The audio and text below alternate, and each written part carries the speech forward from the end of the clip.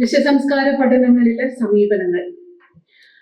ഞാൻ പറയുന്ന രണ്ട് കാര്യം മാത്രമേ ഇവിടെ മുന്നോട്ട് വയ്ക്കുന്നുള്ളൂ. ദൃശ്യസംസ്കാരത്തെ കലാചരിത്രവുമായി ബന്ധപ്പെടുത്തുക എന്നത് ഇന്ന് ദൃശ്യ സംസ്കാര ഗവേഷണങ്ങളുടെ മുന്നിലെ ഒരു വെല്ലുവിളിയാണ്.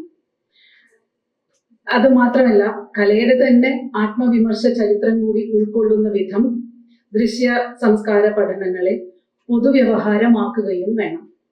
അപ്പോൾ ഞാൻ സൂചിപ്പിച്ചത് വേറൊന്നുമില്ല, നമ്മൾ ദൃശ്യസംസ്കാര പഠനം എന്നുള്ള രീതിയിൽ വിഷ്വൽ മെറ്റീരിയൽ നമ്മുടെ കയ്യിൽ കിട്ടുമ്പോൾ അതിൽ ചില മെറ്റീരിയലുകളെങ്കിലും, ഒരുപക്ഷെ ഭൂരിഭാഗം മെറ്റീരിയലുകളിലും നമുക്കൊരു കലയുടെ വ്യാവഹാരികത അതിനെ ചുറ്റുപറ്റി നിൽക്കണ കാണാം. പക്ഷെ നമ്മൾ അതിനെ ചേർത്ത് പരിശോധിക്കുന്നത് പലപ്പോഴും സാമൂഹിക പൊതുചരിത്രം ഒക്കെ ആയിട്ട് ബന്ധപ്പെട്ട് മാത്രമായിരിക്കും.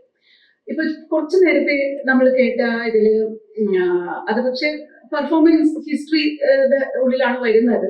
പക്ഷെ നിങ്ങൾ ശ്രദ്ധിച്ചോ, ആ സ്ത്രീകൾക്ക്, കലാവന്തലു സ്ത്രീകൾക്ക് നഷ്ടപ്പെട്ടു എന്ന് പറയുന്നത് ടെക്സ്റ്റാണ്.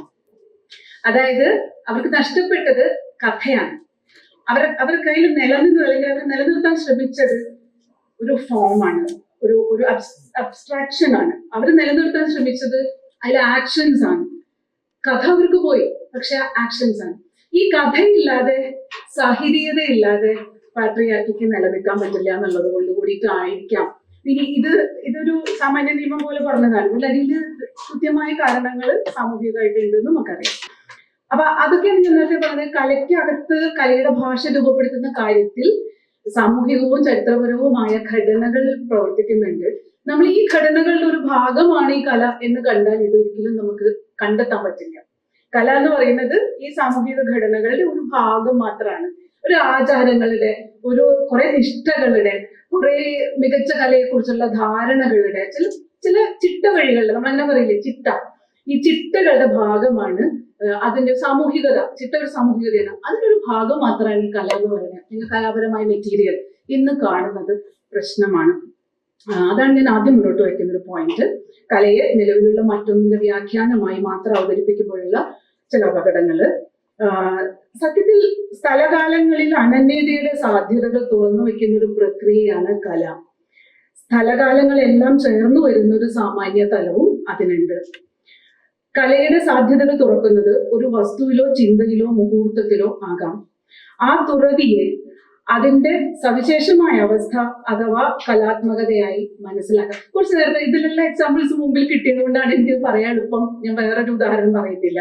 നേരത്തെ പറഞ്ഞ കൈയുടെ മൂവ്മെന്റ് ഇല്ലേ, ഗുരുചന്ദ്രികയുടെ കൈയിന്റെ ഒരു മൂവ്മെന്റ് ഇല്ല, അതിനൊരു സ്റ്റിഫ്നെസ് മേ ബി അങ്ങനെ പറയാം. പെട്ടെന്ന് ഐഡന്റിഫൈ ചെയ്യാൻ പറ്റി നമുക്ക് അത് കണ്ടപ്പോ. ആ മുമ്പ് അദ്ദേഹം കാണിച്ച ആ വീഡിയോയിലുള്ളത് ഈ കൈയിന്റെ മൂവ്മെന്റ് പോലും അതൊരു അനന്യതയുടെ അനുഭവം കൂടിയിട്ടാണ്, ഒരു എക്സെപ്ഷണൽ മൂവ്മെന്റ് ആണത്.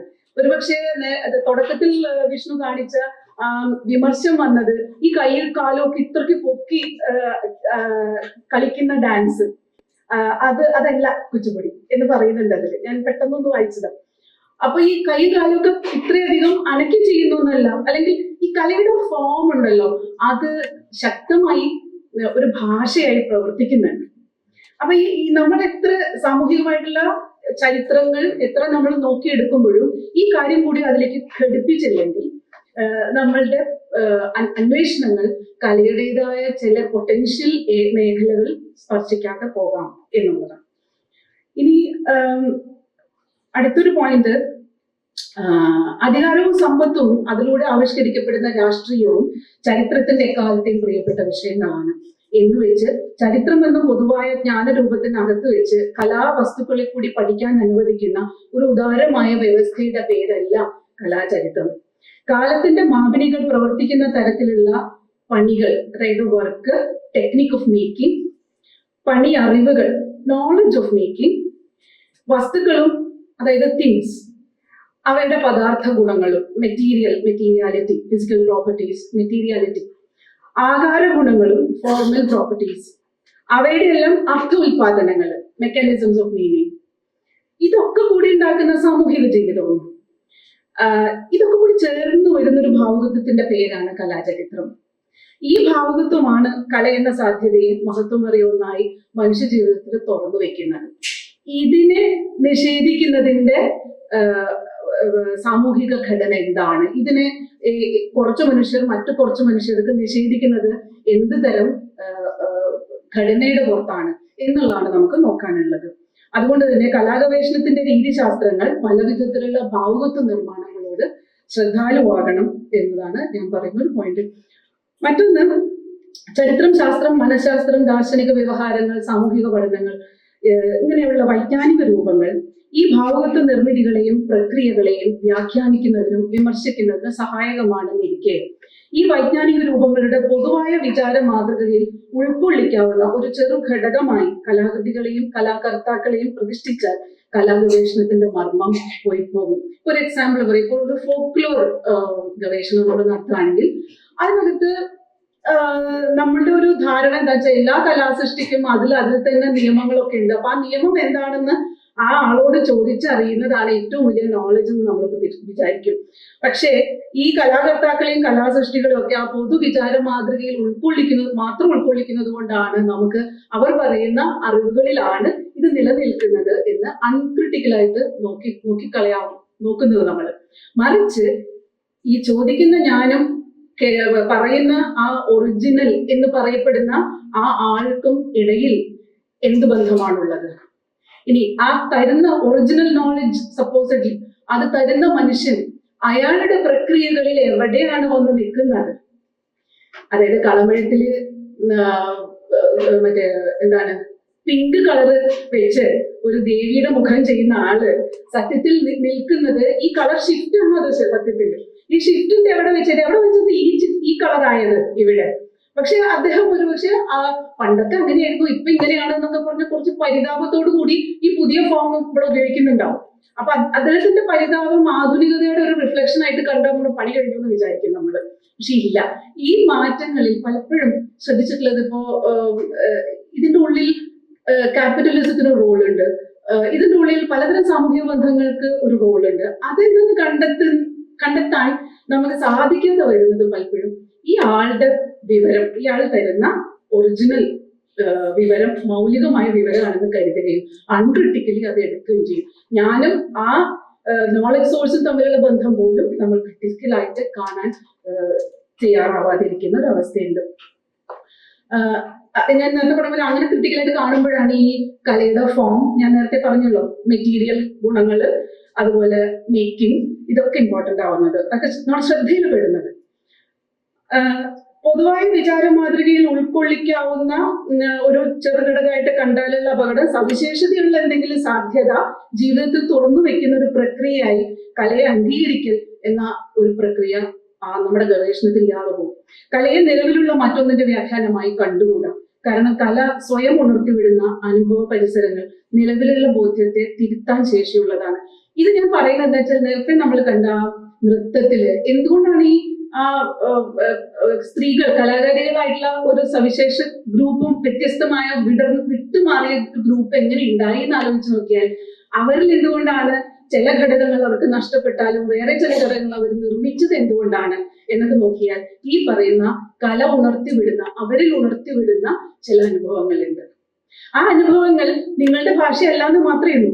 പക്ഷെ ഈ അനുഭവങ്ങൾ അവരിൽ എങ്ങനെ അത് അനാവശ്യമായി ചിട്ടപ്പെടാതിരുന്നു, അല്ലെങ്കിൽ അവരെങ്ങനെ അത് ചിട്ടപ്പെടുത്തി, ഇതൊക്കെ കൂടി ആലോചിക്കുമ്പോഴാണ് ഇതൊരു മാർജിനലൈസേഷൻ ഇഷ്യൂവിന് അപ്പുറം ഈ നേരത്തെ പറഞ്ഞ പോലെ ഒരു ഹരിജനായി തോന്നിക്കുന്ന രീതിയിൽ ഒരു മാർജിനലൈസ്ഡ് ആയിട്ട് തോന്നിക്കുന്ന ഇഷ്യൂവിന് അപ്പുറം അതിനകത്ത് അവർ കണ്ടെത്തിയതും നമ്മൾ അഭിനന്ദിക്കേണ്ടതുമായിട്ടുള്ള ചില ഘടകങ്ങൾ അതിലുണ്ട്, നമ്മൾ മനസ്സിലാക്കേണ്ടതായിട്ടുള്ള ചില ഘടകങ്ങൾ അതിലുണ്ട് എന്ന് കാണുകയും അവരെ കലയുടേതായിട്ടുള്ള ഒരു കോണ്ടെക്സ്റ്റിലേക്ക് കൂടി വലിച്ചെടുക്കാൻ നമുക്ക് സാധിക്കുകയും ചെയ്യും. ഒരുപക്ഷെ ആ കലയാണ് അവർക്ക് നഷ്ടപ്പെട്ടത്.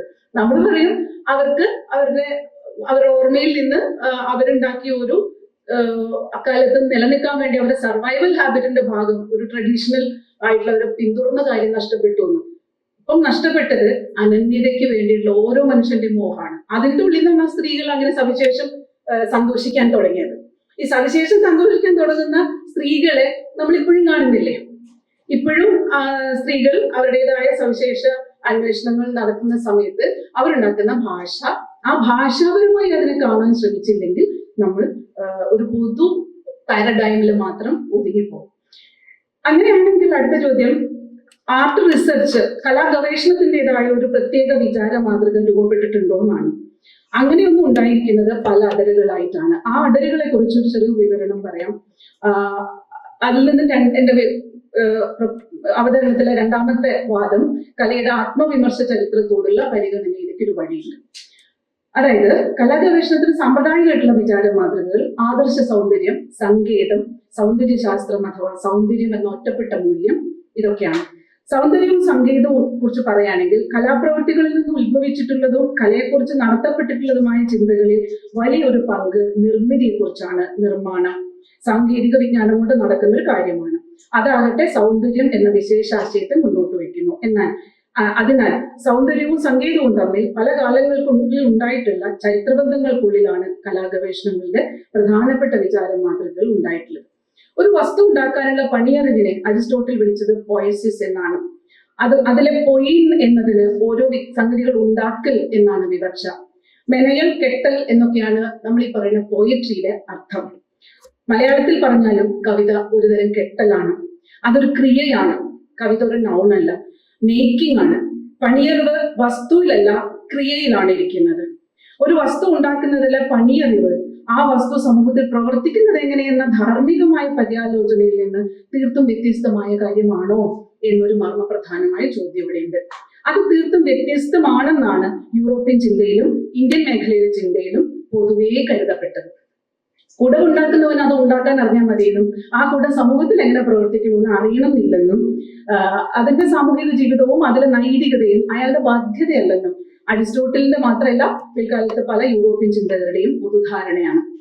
അങ്ങനെ കലാകാരർ പൊതുവെ ഉപകരണം ഉണ്ടാക്കും മൃഗങ്ങൾ ആണെന്ന് പരമ്പരാഗതമായി കരുതപ്പെട്ടു. പക്ഷെ ഇപ്പൊ ഞാൻ ഈ പറഞ്ഞ സംഗതിക്കുള്ളിലാണ് ഇന്നും ഇപ്പോ കുച്ചിപ്പുടി യാതൊരു ക്രിട്ടിക്കൽ ചിന്തയില്ലാതെ ചിട്ടയ്ക്കൊപ്പം ഇങ്ങനെ ചെയ്തു പോവുക. ഏത് ഡാൻസും അങ്ങനെ പഠിക്കുക. അതുപോലെ ശില്പമാണെങ്കിൽ അതിന്റെ ഒരു ചിട്ടയുണ്ട്. പോർട്രേറ്റ്, ലൈഫ് സ്റ്റഡി, കോമ്പോസിഷൻ എന്നൊക്കെ പറഞ്ഞ് ഞങ്ങൾ ഒരേപോലെ പഠിപ്പിച്ചുകൊണ്ടിരിക്കുന്നുണ്ട്. നമ്മുടെ കോളേജിലെ ആർട്ട് എഡ്യൂക്കേഷനകത്തും ഈ കലാവിദ്യാഭ്യാസം എന്ന് പറയുന്ന ഒരു ചെയ്തു പഠിക്കൽ മാത്രമാണെന്നും പറയുന്ന ഒരു സമ്പ്രദായമുണ്ട്. അങ്ങനെയാണ് സത്യത്തിൽ കഴിഞ്ഞ നൂറ്റാണ്ടിൽ ഇവിടെ കലാകാരന്മാര് ഉപകരണത്തിന്റെ മൃഗങ്ങളായിട്ട് മാറിക്കൊണ്ടിരുന്നു. ഉപകരണം ആണ് ടൂൾ മേക്കിംഗ് ആനിമൽസ് ആയിട്ട് മാറിക്കൊണ്ടിരുന്നു. ഇത് ഇന്ത്യൻ മേഖലയിൽ കലാസൗന്ദര്യ ദാർശനികതയിലും പണിയറിവും അതിന്റെ ധാർമ്മികതയും തമ്മിൽ വിടവുണ്ട്. കലയനുഭവം സംബന്ധിച്ച അതീന്ദ്രിയ ഭാവനകളിൽ മാത്രം വേരൂന്നിയ ദാർശനികർ, കലാഗവേഷകർ പലരുമുണ്ട്. പക്ഷെ പണിക്കാർ, ക്രാഫ്റ്റ്സ്മെൻ, മേക്കേഴ്സ് അവരുണ്ടാക്കിയ കലാസൗന്ദര്യ ചരിത്രം എന്നത് ഇന്ത്യയിൽ ഉണ്ടായിരിക്കുന്നത് വളരെ അപൂർവമാണ്. പീപ്പിൾസ് ഹിസ്റ്ററി ഓഫ് ഇന്ത്യ സീരീസിൽ ഇർഫാൻ ഹബീബ് എഴുതിയൊരു പുസ്തകമുണ്ട്, ടെക്നോളജി ഇൻ മെഡീവൽ ഇന്ത്യ.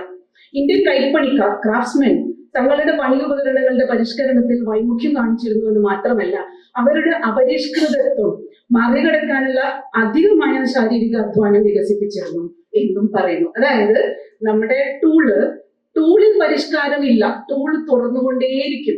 പക്ഷേ ഈ ടൂൾ വെച്ച് ഞാൻ എന്ത് ചെയ്യണം എന്നുള്ളത് നമുക്കിടയിൽ മാത്രമല്ല, കോളനൈസേഷന്റെ കാലത്ത് കോളനിവൽകൃത സമൂഹങ്ങളിൽ നിന്ന് വന്നു കിട്ടിയ അധികാരികളുടെ മോഡൽസ് പോലും നമ്മൾ ഇതേ അപരിഷ്കൃതമായ ടൂൾ ഉപയോഗിച്ച് അമിതമായ ശാരീരികാധ്വാനം ഇൻവെസ്റ്റ് ചെയ്ത് നമ്മൾ അത് പണിഞ്ഞുകൊണ്ടേയിരുന്നു. ബേപ്പൂർ ഉരുനിർമ്മാതാക്കളെ കുറിച്ച് പറയുന്ന ഒരു കാര്യമുണ്ട്. അവർ ഈ വിചിത്രമായ ഷേപ്പുള്ള യൂറോപ്യൻ കപ്പലുകൾ ഇവിടെയുള്ള കയ്യിലുള്ള വളരെ മിനിമം ടൂൾസ് ഉപയോഗിച്ച് അവർ പണിതു കൊടുത്തു. നമ്മൾ ആ കൈകളെ ഇങ്ങനെ വാഴ്ത്തിക്കൊണ്ടിരിക്കും. സത്യത്തിൽ എന്താ സംഭവിച്ചത്? ഉരുണ്ടാക്കാനുള്ള മരം മാത്രമേ ഇവർ കൊടുക്കൂ. ഈ പണിയാളുകൾ വന്നോളും അവരുടെ കൈ ടൂളുമായിട്ട്. അപ്പൊ ഈ ടൂൾ മേക്കിംഗ് ആനിമൽസ് ടൂളുമായി വന്നോളും, അവർ അമിതമായി പണിയെടുത്തോളും, പുതിയ പണമൊന്നും ഇല്ലാതെ തന്നെ നമ്മുടെ കപ്പൽ ഉണ്ടാക്കി കിട്ടും. ഇങ്ങനെ ഇന്ത്യൻ കലാചരിത്രത്തെ പണിയുപകരണങ്ങളുടെയും അധ്വാനത്തിന്റെയും ഭാഷയിൽ ചരിത്രവൽക്കരിക്കാൻ സാധ്യതകൾ തുറന്നേക്കാവുന്ന ആ പുസ്തകം ശാസ്ത്ര ചരിത്ര വ്യവഹാരത്തിലാണ് ഫലത്തിൽ നിൽക്കുന്നത്. അതായത് തുണിനെയ്ത്തിന്റെയോ അണക്കെട്ട് നിർമ്മാണത്തിന്റെയോ ശില്പത്തിന്റെയോ ആയിക്കൊള്ളട്ടെ, അതിന്റെ സാങ്കേതികതയിൽ കാണപ്പെടുന്ന ഒരു സാമൂഹിക ബന്ധമുണ്ട്. അത് പണിയറിവും പണിയായുധങ്ങളും പണിയുടെ ലക്ഷ്യങ്ങളും തമ്മിലുള്ളത് തന്നെയാണ്. പണിയറിവിനെ പദാർത്ഥജ്ഞാനവാദം കൊണ്ടാണ് പൊതുവെ വിശദീകരിക്കുക, എംപിരിക്കൽ നോളജ് ആയിട്ട്. പക്ഷെ പണിയറിവ് അഥവാ മെനയൽ എന്തെന്ന് വിശദീകരിക്കേണ്ടത് ഈ പദാർത്ഥജ്ഞാനവാദം കൊണ്ട് മാത്രമല്ല, മെനയലിനെ വിപുലമായി മനസ്സിലാക്കുമെങ്കിൽ തൊടാനൊരു പദാർത്ഥവും ഇല്ലാത്ത സംഗതി കൊണ്ടും മെനയാം.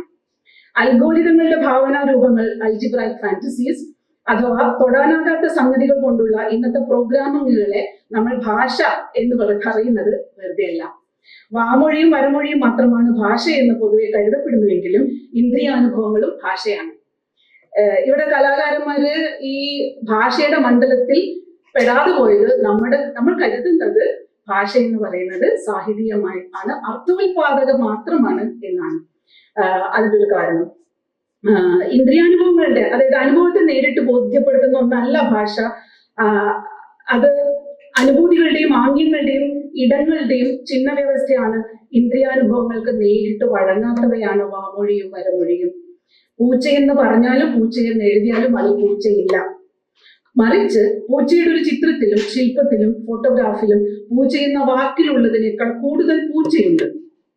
ഇന്ദ്രിയാനുഭവങ്ങൾക്ക് വഴങ്ങുമെന്ന് ഒട്ടൊക്കെ കരുതുന്നവയും പദാർത്ഥജ്ഞാനം കൊണ്ട് ഉണ്ടാക്കുന്നതുമാണ് ചിത്രവും ശില്പവും ഫോട്ടോഗ്രാഫും മറ്റും. പക്ഷേ അവ കാഴ്ച എന്ന ഭാഷയുടെ കാര്യമാണെന്ന് പൊതുവെ പരിഗണിക്കാറില്ല. അത് നമ്മൾ അതിന്റെ നിർമ്മാണത്തിന്റെ കാര്യമാണെന്ന് കരുതും. പക്ഷെ ഈ നിർമ്മിതി സമൂഹത്തിൽ പ്രവർത്തിക്കുമ്പോഴല്ലേ അത് ഭാഷയാവാം. അങ്ങനെ ഭാഷയാവുന്ന ഒരു കാര്യമാണ് ഈ കാഴ്ച എന്നുള്ളത് നമ്മൾ പൊതുവെ മനസ്സിലാക്കാത്തത് കൊണ്ട് തന്നെ കലയെക്കുറിച്ച് എഴുതാൻ നമുക്ക് ഭാഷയുണ്ടായില്ല, കലയെക്കുറിച്ച് ചിന്തിക്കാൻ ഭാഷയുണ്ടായില്ല. അതുകൊണ്ട് തന്നെ ഒരു ദൃശ്യത്തെ, കലയുടെ വ്യവഹാരത്തിൽ പെടുന്ന എന്ത് ദൃശ്യത്തെയും പരിഗണിക്കാവുന്നതാണെന്നും നമുക്ക് തോന്നിയില്ല. കലയുടെ വ്യാവഹാരികതയിൽ പെടുന്ന സവിശേഷമായ കുറച്ച് എലീറ്റ് പീപ്പിൾ ഉപയോഗിക്കുന്ന സാധനം മാത്രമാണ് കലയെന്ന് നമ്മൾ തെറ്റിദ്ധരിക്കുകയും ചെയ്തു. മലയാളിക്ക് ദൃശ്യഭാഷയിൽ സാക്ഷരതയില്ല എന്ന പൊതുപരാതി നമ്മൾ ധാരാളം കേട്ടിട്ടുണ്ട്. അതിന്റെ ഒരു കാരണമായി കാണിക്കാറുള്ളത് വരമൊഴിയുടെയും അച്ചടി മുതലാളിത്തം തുണച്ചു വികസിച്ച സാഹിത്യതയുടെയും മേധാവിത്വം ഉള്ളതാണ്. ഇന്ദ്രിയാനുഭവങ്ങളുടെ ചിഹ്നഭാഷ വളരെയധികം വികസിച്ചിട്ടുള്ള നാടക സംസ്കാരവും അനുഷ്ഠാന പ്രക്രിയകളും ചിത്രകളമെഴുത്തുകളും ചേർന്ന ഒരു സാംസ്കാരിക ഭൂമിശാസ്ത്രം ഇവിടെയുണ്ട്. പക്ഷേ കൊളോണിയൽ ആധുനികതയുടെ ഭാഗമായി ഇവിടെ വികസിച്ചൊരു ലോകം ഇന്ദ്രിയാനുഭവ സഹജമായ അവ്യക്തതകൾക്കും അനിശ്ചിതത്വങ്ങൾക്കും ഇടമില്ലാത്ത വിധം അർത്ഥങ്ങളുടെ ദുർഭരണത്തിന് ഇടം നൽകുന്ന സാഹിത്യയുടെ ഭാഷാ പദവിയും ആദ്യം മാത്രം പരിചയത്തിലായി. കൊളോണിയൽ ആധുനികതയുടെ ഭാഗമായി ഇവിടെ വികസിച്ചൊരു ലോകം അർത്ഥങ്ങളുടെ ദുർഭരണത്തിന് ഇട കൊടുക്കുന്ന സാഹിത്യയുടെ ഭാഷാ പദവിയുമായി മാത്രം പരിചയത്തിലായി. എല്ലാ ചിത്രങ്ങളും അടിക്കുറിപ്പോടെ മാത്രം പ്രസിദ്ധീകരിക്കുന്നതാണ് ഇവിടുത്തെ പ്രവർത്തന രീതി, പത്രപ്രവർത്തന രീതി ആയത് എന്ന് നോക്കുക. അപ്പോ ഇത് സങ്കേതവും സൗന്ദര്യവും തമ്മിലുള്ള ഒരു ബന്ധത്തെ പറ്റി. ഈ സൗന്ദര്യം എന്ന് പറയുന്ന സാധനം ഒറ്റപ്പെട്ടൊരു മൂല്യമായി സവിശേഷ ശാസ്ത്രമായി, അതായത് സൗന്ദര്യ ശാസ്ത്രമായി ഡെവലപ്പ് ചെയ്തപ്പോൾ എന്തായി? കലാഗവേഷണങ്ങളെ സൗന്ദര്യശാസ്ത്രത്തിൽ അധിഷ്ഠിതമായിരിക്കുന്ന ഒരു അന്വേഷണ രീതിക്ക് വളരെ പ്രാമുഖ്യമുണ്ട്. സങ്കേത വിജ്ഞാനത്തിൽ നിന്നും വിടുതൽ നേടുന്ന ഒന്നായി. നമ്മുടെ കോളേജിലൊക്കെ BFA കോഴ്സായിട്ട് അപ്ഗ്രേഡ് ചെയ്തപ്പോ നമ്മളൊക്കെ പറഞ്ഞിരുന്ന ഒരു കാര്യം, അത് കുറച്ച് ചരിത്രമൊക്കെ പഠിക്കുന്നുണ്ട്, അതൊരു ബാച്ചിലർ ഡിഗ്രി കോഴ്സാണ്, അത് അപ്ഗ്രേഡ് ചെയ്തു. എങ്ങനെ അപ്ഗ്രേഡ് ചെയ്തു എന്ന് വെച്ചാൽ ഈ മീഡിയമിസ്റ്റിക് ടീച്ചിങ്ങിനെ ഫിലോസഫൈസ് ചെയ്യാനുള്ള സാധ്യത ഈ നമ്മുടെ സിലബസിൽ ഉണ്ടെന്ന് ഉള്ള ഒരു അസംഷനിലാണ് നമ്മൾ ബറോഡയിലും ശാന്തിഗിരിയിലൊക്കെ പഠിപ്പിച്ചിരുന്ന സിലബസ് എടുത്ത് ഇവിടെ പഠിപ്പിക്കും. പക്ഷെ നമ്മുടെ മെത്തഡോളജി നമ്മൾ ചിന്തിച്ചിട്ടില്ല, മാറ്റിയിട്ടില്ല. അതിപ്പോഴും ക്ലേയിലാണോ സ്റ്റോണിലാണോ എന്ത് മെറ്റീരിയലിലാണ് ചെയ്യുന്നത്, എങ്ങനെയാണ് ഇതിന്റെ സ്കില്ല്. ഇപ്പോഴും ഈ കോളേജിൽ നിന്ന് ഇറങ്ങുന്ന ആൾക്കാർക്ക് സ്കില്ലില്ല എന്ന് പരാതികൾ ഉണ്ട്. എന്നാൽ ഈ കോളേജിൽ നിന്ന് ഇറങ്ങുന്ന ആളുകൾക്ക് എന്താണ് ഉള്ളതെന്ന് ചോദിച്ചാൽ ഈ പറയുന്ന സാമൂഹികമായ ഒരു തലത്തിൽ നമ്മളുടെ നിർമ്മിതി എങ്ങനെ പ്രവർത്തിക്കുന്നു എന്നുള്ളതിനെ കുറിച്ചുള്ള വളരെ ബ്രോഡ് ആയിട്ടുള്ള ചില തോന്നലുകളിലാണ് നമ്മൾ ഇന്നും ഈ കോളേജുകളിലെ അധ്യയനത്തെ നിലനിർത്തിയിരിക്കുന്നത്. അത് എന്തുകൊണ്ട് എന്നൊക്കെ ആലോചിച്ച് നോക്കുമ്പോൾ എസ്തെറ്റിക്സ് എന്ന് പറയുന്ന വാക്കിന്റെ ഒരു വലിയ എന്താ പറയാ, അതിനൊരു വഴുവഴുപ്പാണ് അതിന്റെ പ്രശ്നം. അത് ഒരിക്കലും നമ്മുടെ ജീവിത സാഹചര്യങ്ങളിൽ കലയുടെ ഭൗതിക ശേഷിയെ അതിന്റെ പേരിൽ വിലയിരുത്താൻ അവസരം തരാതെ നമ്മളെ കളയുന്നു. പക്ഷെ അതുണ്ടാക്കിയൊരു വലിയ സാധ്യതയുണ്ട്, അത് പറയാം ഞാൻ. ഇമ്മാനുവൽ കാന്റിന്റെ ഒരു സെക്കൻഡ്, സങ്കേതങ്ങളിൽ നിന്നും ആശയം എന്ന അമൂർത്തമായ അനുഭവത്തിലേക്കും അതിന് ലഭ്യമാക്കാവുന്ന അനുരൂപത ഫോമിലേക്കും ചിന്താകേന്ദ്രം മാറുമ്പോൾ ഇമ്മാനുവൽ കാന്റിന്റെ ക്രിട്ടിക് ഓഫ് ജഡ്ജ്മെന്റ് എന്ന കൃതി അതിൽ നിർണായകമാണ്. ഒരു സംഗതി പകരുന്ന എന്താ പറയുക, നിർമ്മമമായ ആനന്ദം എന്നൊക്കെ പറയുന്ന സംഗതിയാണ് കലയെ സവിശേഷ അനുഭവമാക്കുന്നത് എന്ന് പറയുന്നു. തൃഷ്ണയെ പ്രീണിപ്പിച്ച് നേടുന്ന തൃപ്തി എന്ന പ്രയോജനത്തിൽ ഒതുങ്ങില്ല, നമുക്ക് എന്താണ് നമ്മുടെ മുമ്പിലിരിക്കുന്ന ഭക്ഷണം പോലെയല്ല കല. ആ കല എക്കാലവും നിങ്ങൾക്ക് ഡിസയർ ഉൽപ്പാദിപ്പിച്ചുകൊണ്ടിരിക്കും. മുമ്പിലുള്ള ബിരിയാണി തിന്നുപോകും. അപ്പൊ അതുകൊണ്ട് മികച്ച സാധനം ഏതാ? കലയാണ്. അതായത് ഡിസിൻട്രസ്റ്റഡ് പ്ലഷർ തരുന്നതാണ്. ഇതൊരു പാഠമാണ്.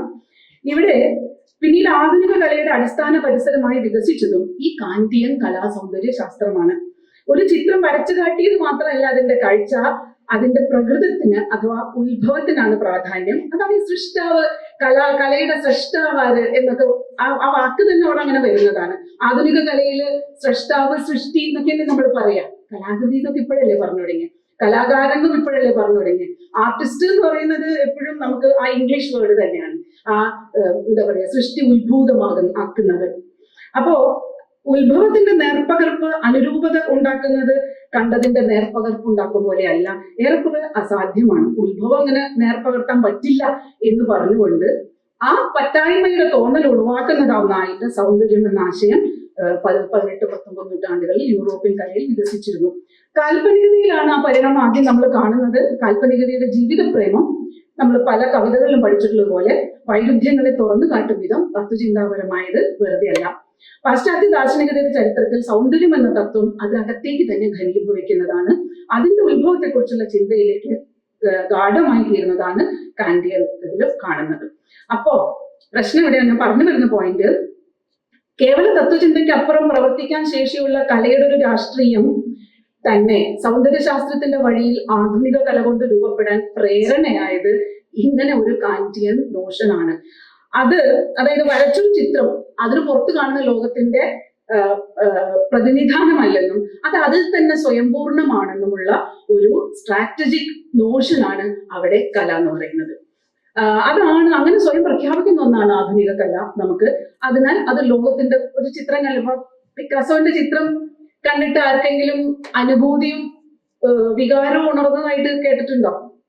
അതേസമയം രവിവർമ്മയുടെ ചിത്രം കണ്ടിട്ട് അനവധി പേർക്ക് പലതരം വികാരങ്ങൾ ഉണർന്നു. കാരണം രവിവർമ്മയുടെ ചിത്രത്തിൽ ഒരു പുറത്ത് നമ്മൾ കാണാവുന്ന ഒരു വസ്തു അകത്തുണ്ട്, ഐഡന്റിഫൈ ചെയ്യാം, പ്രതിനിധാനപരമാണ്. പക്ഷെ ഈ പ്രതിനിധാനപരമായി നമ്മൾ ശീലിച്ച ഒരു കലാഭ്യാസത്തിന്റെ ഉള്ളിൽ നമ്മുടെ ഈ ആധുനികത അല്ലെങ്കിൽ ആധുനിക കലയുടെ സ്വയം നിർണായകത്വത്തെ കുറിച്ചുള്ള ആലോചന പെടില്ല. ആ സ്വയം നിർണായകത്വത്തെ കുറിച്ചുള്ള ആലോചന കലാകാരന്മാർക്ക് സമൂഹത്തിന്റെ മേലിൽ കൊടുത്ത വലിയൊരു പൊട്ടൻഷ്യൽ ആണ് സത്യത്തിൽ ഈ നേരത്തെ പറഞ്ഞ എസ്തെറ്റിസിസത്തിന്റെ ഒരു കോൺട്രിബ്യൂഷൻ സത്യത്തിൽ. അപ്പൊ ഇവിടെ വേറെ ചോദ്യം, ഈ പാശ്ചാത്യ തത്വത്തിന്റെ ഇന്ത്യൻ പാരമ്പര്യ സമൂഹങ്ങളുടെ ഘടനയ്ക്ക് അകത്ത് വെച്ച് നമുക്ക് ചിന്തിക്കാൻ പറ്റുമോ? കലാകാരനും ചിന്തകനും അധ്യാപകനുമായിരുന്ന KG സുബ്രഹ്മണ്യൻ ഈ വഴിയിൽ ചിന്തിച്ചിട്ടുണ്ട്. അതൊന്ന് ചെറുതായിട്ട് ഞാൻ പറയാം. പ്രകൃതിയും ഭാവനയും മനുഷ്യനുണ്ടാക്കിയ 2 തരം അറിവുകളാകുന്നത് എങ്ങനെയാണ് എന്ന് അദ്ദേഹം എഴുതുന്നുണ്ട്. പ്രകൃതിയുടെ ലക്ഷ്യങ്ങളും സഹജശേഷിയും മനസ്സിലാക്കി അനുമാനങ്ങളും തെളിവുകളും ചേർത്ത് മനുഷ്യൻ തന്റേതായ അറിവാക്കുമ്പോൾ അത് പ്രകൃതിക്ക് മേൽ നേടുന്ന നിയന്ത്രണാധികാരം കൂടിയാകുന്നു. ഈ പോയിന്റ് അത് ഒത്തിരി എന്താ പറയാ ബ്രോഡായിട്ട് തോന്നാമെങ്കിലും ഞാൻ ഇതിനൊരു ഉപയോഗം പറയാം. മൂർത്തമായിട്ട് എക്സാമ്പിളില് നമ്മള് ഒരു തെയ്യക്കോലം കാണുന്നു. തെയ്യക്കോലം ശരിക്കും ഒരു സൂപ്പർ നാച്ചുറൽ അനുഭവത്തിന്റെ ഒരു റിഫ്ലക്ഷൻ ആയിട്ട് വേണമെങ്കിൽ ആലോചിക്കാം. അതാണല്ലോ അത്. ഈ തെയ്യക്കോലം നമ്മൾ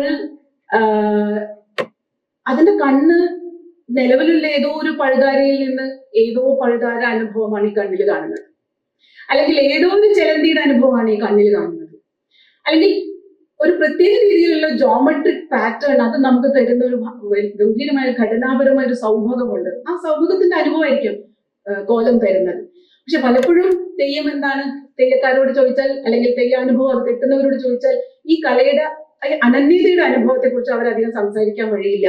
അവർ സംസാരിക്കുക ഈ കോലം കിട്ടുന്ന എന്താ പറയാ ഭഗവതി അല്ലെങ്കിൽ ഏത് രൂപമാണോ ആ രൂപത്തെ കുറിച്ചുള്ള ഐതിഹ്യം, അതിന്റെ റിലിജൻ, അതിന്റെ കാവുകളിലാണ് ചെയ്യുന്നത്. കാവിന്ന് ആ ഭഗവതി ക്ഷേത്രത്തിന്റെ നട വരെ പോവാം, നടക്കകത്ത് കയറാൻ പറ്റില്ല, ഞങ്ങൾ അതുവരെ എല്ലാ കാവുകളിൽ നിന്നും വരുന്നു, ഉത്സവകാലാണ്, ഈ ഡീറ്റെയിൽസ് ഒക്കെ കിട്ടും.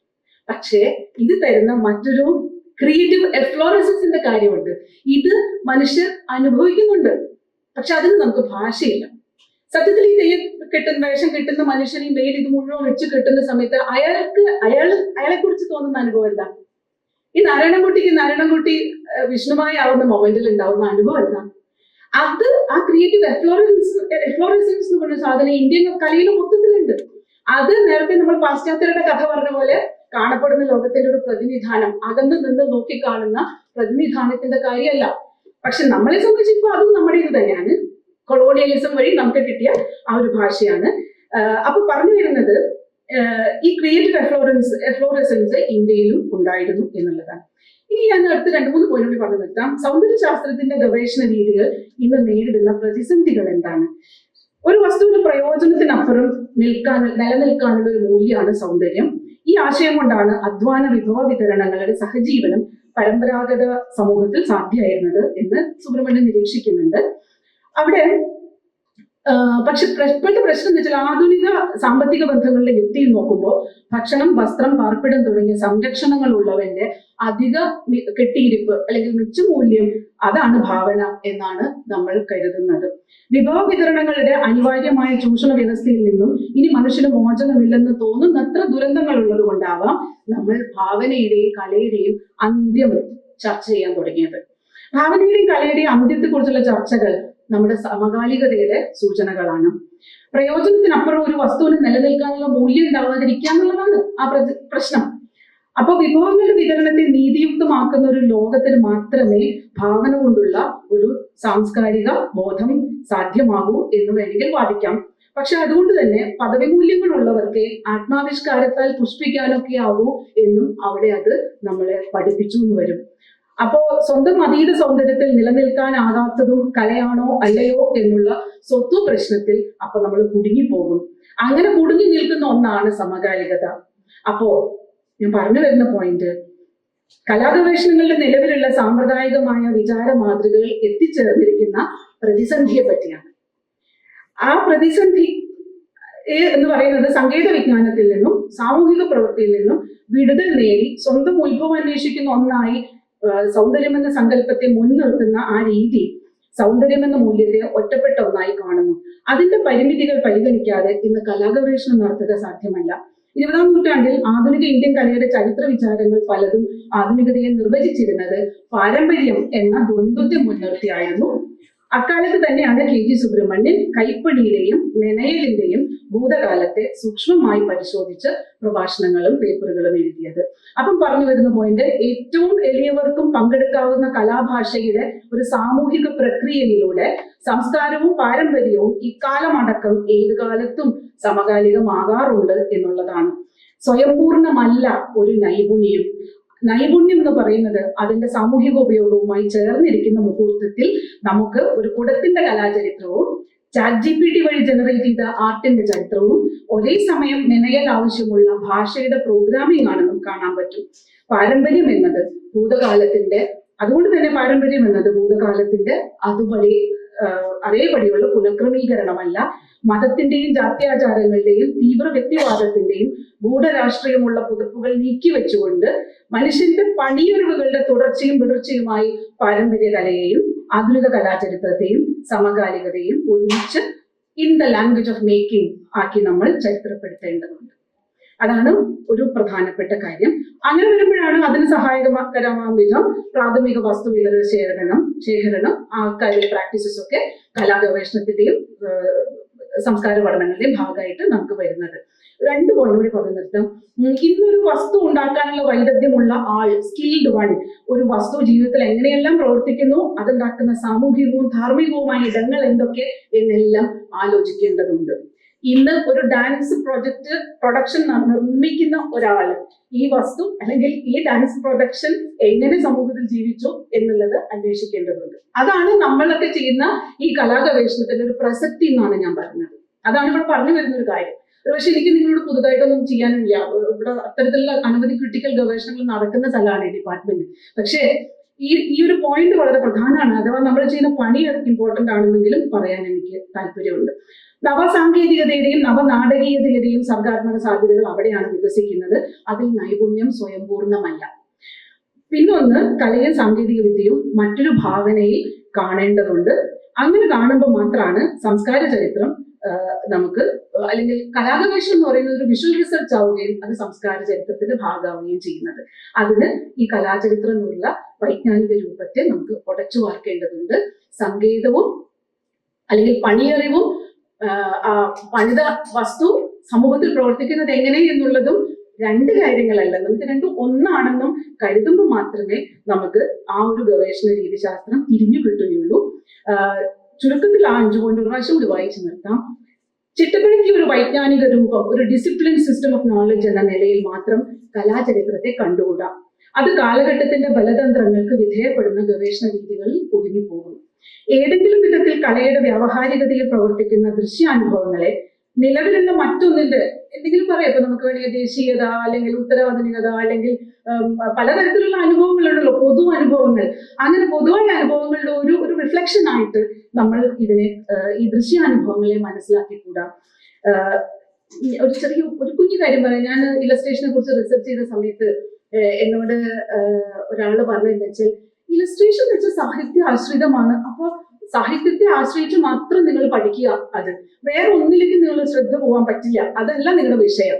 ഞാൻ പരസ്യങ്ങളും പലതരത്തിലുള്ള കാർട്ടൂണുകളും ഒക്കെ ഇതിന്റെ ഭാഗമാക്കിയപ്പോ പറയുന്നത് ഈ ഇലസ്ട്രേഷൻ സാഹിത്യമായിട്ട് ബന്ധപ്പെട്ട് മാത്രം നിൽക്കേണ്ടതാണ്. പക്ഷെ എന്റെ അനുഭവം അതല്ല. എന്റെ കാഴ്ചാനുഭവം എന്ന് പറയുന്നത് ഞാൻ നല്ല കുട്ടിയാവാൻ വേണ്ടി പോയതാണ് എന്ന് വെച്ചാൽ ഇലസ്ട്രേഷൻ എടുക്കുക, അതായത് സാഹിത്യം എടുക്കുക, ഇലസ്ട്രേഷൻ എടുക്കുക, സാഹിത്യം എടുക്കുക, അങ്ങനെ നല്ല കുട്ടിയായിട്ട് വീട്ടിലേക്ക് വരാൻ പോണ ആളാ. പക്ഷെ ആർക്കെങ്കിലും ഇരുന്നിട്ട് ഈ പുസ്തകം സത്യത്തിൽ ആകപ്പാട് ഒരു സാംസ്കാരിക അനുഭവമാണല്ലോ. ഇതിനകത്ത് ഇതിന്റെ കവർ ചിത്രം മുതൽ എൻഡിലെ ചിത്രം വരെയുള്ളവ എന്നെ ഇങ്ങനെ വലിക്കുന്നുണ്ടല്ലോ. ആ വരികളിൽ ഒരു ചെറുവരി മാത്രമല്ലേ ഇലസ്ട്രേഷൻ. അപ്പോ അങ്ങനെ ഒരു ഇലസ്ട്രേഷനെ കുറിച്ചുള്ള ആശയം വന്നപ്പോൾ അടുത്ത പ്രശ്നം, ഇലസ്ട്രേഷൻ എന്ന് വെച്ചൊരു സാംസ്കാരിക അനുഭവത്തിന്റെ ഇതൊരു സംസ്കാര വ്യവസായത്തിലെ കാര്യമല്ലേ. ആത്മതോമർ എഴുതിയിട്ടുണ്ട് അങ്ങനെ സംസ്കാര വ്യവസായത്തിന്റെ ഒരു കാര്യമല്ലേ. അപ്പൊ അത് തുച്ഛമായ കാര്യമല്ലേ. അപ്പോഴാണ് എനിക്ക് മനസ്സിലാവുന്നത്, അങ്ങനെയല്ല. ഇതിനകത്ത് ഇലസ്ട്രേഷൻ ചെയ്ത മനുഷ്യന്മാർ കലയുടെ, അതായത് സ്കെച്ചിങ്ങിന്റെ, അക്കാഡമിക് സ്കെച്ചിങ്ങിന്റെ, ലിബറേറ്റഡ് ആയിട്ടുള്ള സ്കെച്ചിങ്ങിന്റെ, ലൈനിന്റെ ഒക്കെ കാര്യങ്ങൾ, കലയുടെ കാര്യങ്ങൾ ഇവിടെ കൊണ്ടുവന്നിട്ടുണ്ട്. ഈ കലയുടെ കാര്യങ്ങൾ മറ്റേ ഭൂഖണ്ഡത്തിൽ നിന്ന് ഇവിടെ കൊണ്ടുവരാത്ത ആളുകളൊക്കെ മോശം വരക്കാരുമായിരിക്കും, അല്ലെങ്കിൽ അവർ നമ്മുടെ ശ്രദ്ധ നേടിയിട്ടില്ല. അപ്പൊ ഇതിനകത്ത് നടക്കുന്ന ഒരു കലാപരതയുടെ ഒരു ചിന്ന ലോകമുണ്ട്. ഈ ലോകം നമ്മൾക്ക് കാണണമെങ്കിൽ ഈ മൊത്തം കാര്യത്തെ ഒരു സാമൂഹിക ബലതന്ത്രത്തിന്റെ ഭാഗമായി കണ്ടേ പറ്റൂ. പക്ഷെ അത് നേരത്തെ പറഞ്ഞ സാമൂഹിക ബലതന്ത്രത്തിന്റെ ഒരു കുഞ്ഞു പാർട്ട് മാത്രമായി ഈ വിഷ്വലിനെ കണ്ടാൽ അതും തെറ്റും. ഇത് രണ്ടും കൂട്ടി യോജിപ്പിക്കുമ്പോൾ ദൃശ്യപഠനവും ഗവേഷണവും അതിൻ്റെതായ ഇന്ദ്രിയാനുഭവങ്ങളുടെ ചരിത്രത്തിൽ വേരുറപ്പിച്ചുകൊണ്ടാണ് ഇന്ദ്രിയാനുഭവങ്ങളുടെ ചരിത്രമായിട്ട് കാണുക. അപ്പോൾ അങ്ങനെയാണ് ഇതൊരു ബൗദ്ധിക വ്യവഹാരമാകുന്നത് എന്ന് കാണണം. ആ വിധത്തിലുള്ള ദൃശ്യ ഗവേഷണത്തിൽ കലാചരിത്രം എന്നത് അതിന്റെ തന്നെ ആത്മവിമർശ ചരിത്രമുള്ളതാണ്. അതായത് സ്വക്ഷേത്രബലമുള്ള വർക്ക് മാത്രമേ കലയാവുള്ളൂ എന്നുള്ള വിശ്വാസം ശരിയല്ല. സ്വക്ഷേത്രബലമുള്ള കല, അതായത് വേറെ യാതൊരു സോഷ്യൽ ഫോഴ്സസിന്റെ ഭാഗമല്ല ഞാൻ എന്ന് കാണിക്കുന്ന മോഡേൺ ആർട്ടിസ്റ്റിന് മാത്രം, അല്ലെങ്കിൽ അയാളുടെ വർക്കിനെ മാത്രം കലയെന്ന് കാണുന്ന ഒരു രീതി നമുക്കിവിടെ അപ്ലൈ ചെയ്യാൻ പറ്റുന്നില്ല. എന്നാൽ ഇത് മറ്റൊരു രീതിയിൽ കലയാണ് താനും. അപ്പൊ ഈ കല എന്താണെന്നുള്ളതിന്റെ സംശയങ്ങളിൽ നമ്മൾ കൊണ്ട് പ്രതിഷ്ഠിക്കുന്നതല്ല, മറിച്ച് ഇതിനകത്ത് കൂടെ നമ്മൾ പുതുതായി കൊണ്ടുവരുന്ന സാമൂഹിക ബന്ധങ്ങളുടെ, അല്ലെങ്കിൽ ഉണ്ടായിരുന്ന സാമൂഹിക ബന്ധങ്ങളുടെ ഒരു സ്ട്രക്ചർ നമുക്ക് പിടികിട്ടുന്നു എന്നുള്ളതാണ് ഈ വിഷ്വൽ റിസർച്ചിൽ കൂടെ ഉണ്ടാവുന്ന ഒരു ഗുണം. കലയുടെ സങ്കേതത്തെയും സൗന്ദര്യ ദർശനത്തെയും അധ്വാന മൂല്യത്തെയും വിവിധ സാമൂഹിക രൂപങ്ങളിലുള്ള അതിന്റെ ചരിത്ര ജീവിതത്തെയും ഒരുമിച്ച് കണക്കിലെടുത്തുകൊണ്ടാണ് ഗവേഷണ പ്രശ്നങ്ങൾ രൂപീകരിക്കേണ്ടത്. അന്തർവൈജ്ഞാനിക ഗവേഷണങ്ങൾ ഫലപ്രാപ്തിയിലെത്തുന്നത് ഒരു മേഖലയെ മറ്റൊന്നിന്റെ ഉപഘടകമായോ വ്യാഖ്യാനമായോ കണ്ടുകൊണ്ടല്ല. അന്തർവൈജ്ഞാനികതയുടെ ഏറ്റവും വലിയൊരു ഗുണം വൈജ്ഞാനികതകൾ ഉണ്ട് അവിടെ എന്നുള്ളതാണ്. പല വൈജ്ഞാനികതകളും അതിന്റെ ഉള്ളിലേക്ക് ഡീപ്പായിട്ട് ഇറങ്ങിയിട്ട് തന്നെ വേണം ഇതിനെ കണക്ട് ചെയ്യാൻ എന്നുള്ളൊരു വലിയ പ്രശ്നം അവിടെ കിടക്കുന്നുണ്ട്. അല്ലെങ്കിൽ നമ്മൾ സാഹിത്യ വായനകൾ അല്ലെങ്കിൽ റിഫ്ലക്റ്റീവ് റീഡിങ്ങിന്റെ ആൾക്കാരായിട്ട് മാറും. അവിടെ എന്തോ കണ്ടു, ഇവിടെയും എന്തോ കണ്ടു, ഇത് രണ്ടും എന്തോ ഫോർമൽ കണക്ഷൻ ഉണ്ട്, അപ്പൊ ഇത് രണ്ടും ഒന്നാണ് എന്ന് തോന്നുന്ന ഒരു അവസ്ഥ. പക്ഷെ ഇത് രണ്ട് വൈജ്ഞാനികതയിൽ പ്രവർത്തിക്കുന്നതാവാം, അത് ശ്രദ്ധിക്കണം. രണ്ട് വൈജ്ഞാനികതയിൽ പ്രവർത്തിക്കുന്ന, അല്ലെങ്കിൽ വ്യത്യസ്തമായ മൾട്ടിപ്പിൾ വൈജ്ഞാനികതയിലാണ് നേരത്തെ പറഞ്ഞ പോലെ പല അടരുകളായിട്ടാണ് നിൽക്കുന്നത് എന്നുള്ളതുകൊണ്ട് ഈ എല്ലാ അടരുകളുടെയും, പോസിബിൾ ആയിട്ട് എല്ലാ അടരുകളുടെയും ഒരുമിച്ചുള്ള ഒരു എക്സസൈസിലാണ് കലയുടെ ഗവേഷണം മികച്ച ഉപയോഗമുള്ള, സാമൂഹികമായും വ്യക്തിപരമായും ഒക്കെ നമുക്ക് ഉപയോഗമുള്ള ഒന്നായിട്ട് മാറുള്ളൂ. അതായത് ഉപയോഗം എന്ന് വെച്ചാൽ സമൂഹത്തെ മാറ്റുക, സമൂഹത്തിന്റെ സ്വഭാവത്തെ മാറ്റുക, കലയെക്കുറിച്ചുള്ള ആശയത്തെ മാറ്റുക. Thank you.